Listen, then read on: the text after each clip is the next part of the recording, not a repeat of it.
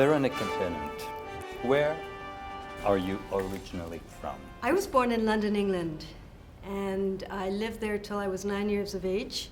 And my family moved to Canada. We came on the Queen Mary, and came to Canada when I was 9. I started dancing in England at the age of 4. That's very early. Yes, it was really a response. Dancing was a response to music. Music for me has driven my life. Music is incredibly important to me. It's like a heartbeat and a pulse. And apparently when I was 4 or younger, I was a whirling dervish, and with just any kind of music I would be going in circles. So my parents enrolled me in some kind of dance class. And by the time I was 6, they said, maybe she should take it a little more seriously, more professionally. I went to the Arts Educational School in London. And so I had already started dancing when I came to Canada. So I believe that the arts were part of your education as a child. Very much so. The arts for me, from the very beginning, I remember when I was 6 at the Arts Educational School in London, loving acting. And in fact, many young students at that school would go into film and theater.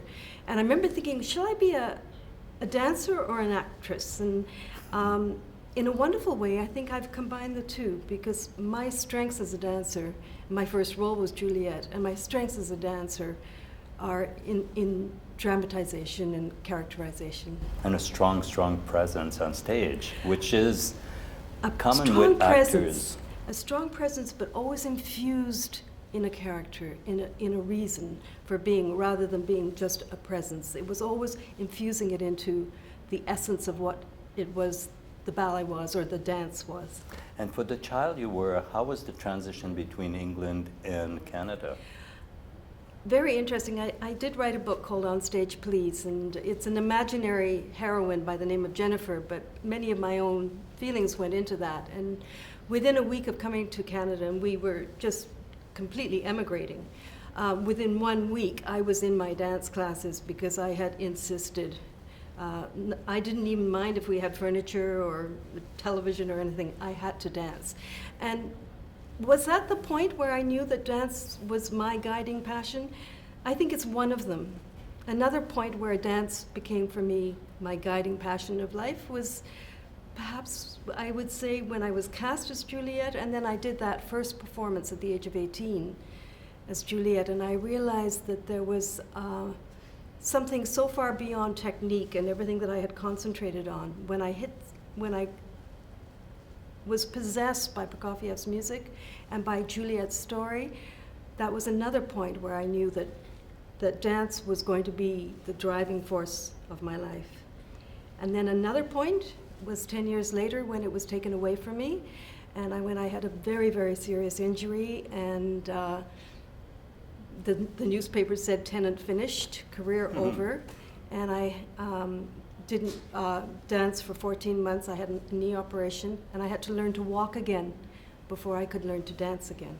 And that was another point. And so I had sort of pivotal points in my life where I knew that there was so much I had to do.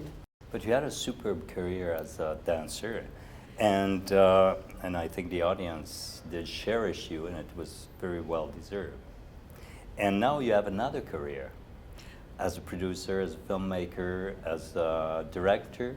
Can you talk to me about this shift? The very interesting thing was that in 1989 I gave my farewell performances, and I had had a wonderful panoply of roles in ballet, contemporary and classical. But I did choose to end it, to complete the circle, as Juliet, because in a way it was a signature role for me, and the passion and the growth and the arc of her character within the dance, and as well as the incredible choreography by John Cranko, it seemed to sum everything up. And then there was this explosion and expansion of ideas for me, in that I realized that I was an idea person, and that I had a hunger and a curiosity in all of the arts. And so started at the CBC as creative consultant and host of Sunday Arts Entertainment, but went beyond then and started to create television with dance, and then beyond that into many sort of forms of camera realization. And now I'm working on a stage play. What did receiving this award mean to you?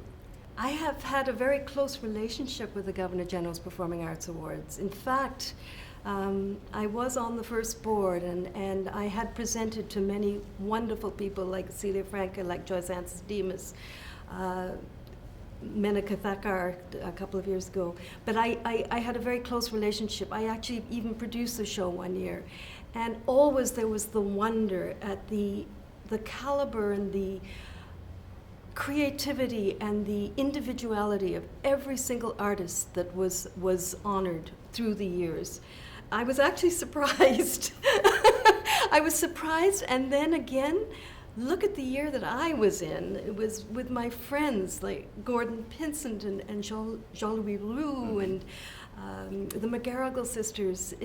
So that we have this kinship, all of us, and what I love about the Governor General's Performing Arts Awards is that the recipients and the audience have this sense of discovery. Yes.